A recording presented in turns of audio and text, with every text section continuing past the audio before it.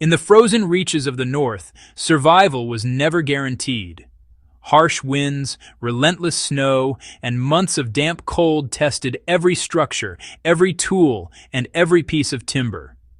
Yet against all odds, people built homes, barns, and fortifications that lasted decades, sometimes centuries, using nothing more than fire, patience, and an intimate understanding of wood. Why northern builders relied on heat to protect their wood. In northern climates, wood exposed to moisture, ice, and fluctuating temperatures faced constant stress.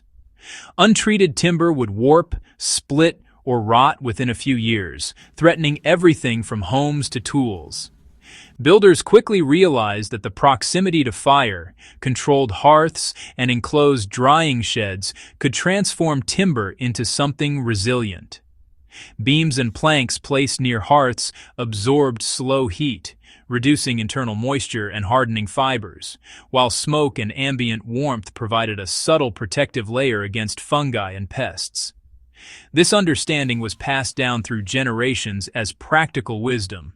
Fire was not only for cooking and warmth, it was a tool for preservation. How gradual heat stabilizes timber for extreme conditions. The key to winter-proofing wood is gradual, even heating. Sudden exposure to high heat can cause surface layers to shrink faster than the core, resulting in cracks and weakened structure. Northern craftsmen avoided this by slowly warming timber over days or weeks, either near low fires, in smokehouses, or in sunlit sheds during brief warm seasons.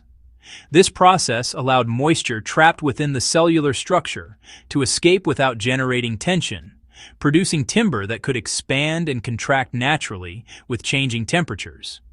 Today, you can replicate this by stacking wood near a controlled heat source, turning it regularly, and allowing ample time for slow, uniform warming before use. Why smoke and low heat work together to protect wood. Smoke is more than a byproduct. It is a preservative. When timber is exposed to smoke over low heat, chemical compounds like phenols and acids deposit on the surface, inhibiting mold and repelling insects. Northern builders often suspended beams or planks above slow-burning fires, letting smoke drift evenly across the wood. The result was a dual benefit: moisture reduction from the gentle heat and a protective chemical coating from the smoke. Practically, this method can be adapted by creating a small smoke chamber with hardwood embers and ventilation, allowing logs or planks to absorb heat and smoke gradually over several days. Rotation ensures even exposure and prevents scorching. There are times when slow heat is, well, simply better than air drying alone. While air drying has always played a critical role, in northern climates it was often just not enough. Cold, damp air dries timber far too slowly, leaving it vulnerable to frost damage and microbial decay. But you see, controlled heat steps in to compensate for these environmental challenges, speeding up the movement of internal moisture, without sacrificing the wood's structural integrity. For modern uses, the best approach is to start with basic air drying under cover, then move the timber into a low-heat environment to finish. This combination, honestly, produces beams and planks that resist splitting, stand up to freeze-thaw cycles, and maintain their load-bearing capacity even in the most extreme conditions. So, how can these historical methods guide practical survival and construction projects today? Well, for survivalists or off-grid builders, the principles of northern timber treatment are incredibly practical. Structures made with winter-proof timber last longer, require less maintenance, and perform better under heavy snow and ice. To get started, use well-seasoned logs, air-dried under shelter, and then introduce them to gentle heat sources, like a small hearth, fire pit, or smoke chamber. Rotate your logs regularly, keep an eye on the surface color, and avoid direct flames to preserve their strength. Even small items, such as tool handles or wooden stakes, benefit from this approach, gaining resistance to splitting and warping when exposed to cold and moisture. So, why is all this knowledge still relevant in today's world of building and restoration? Well, modern chemical treatments and kilns, while convenient, often just can't match the long-term resilience achieved by these historical techniques.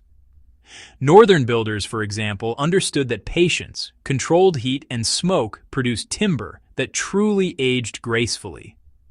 For historical restorations, using these time-tested methods preserves authenticity and ensures durability.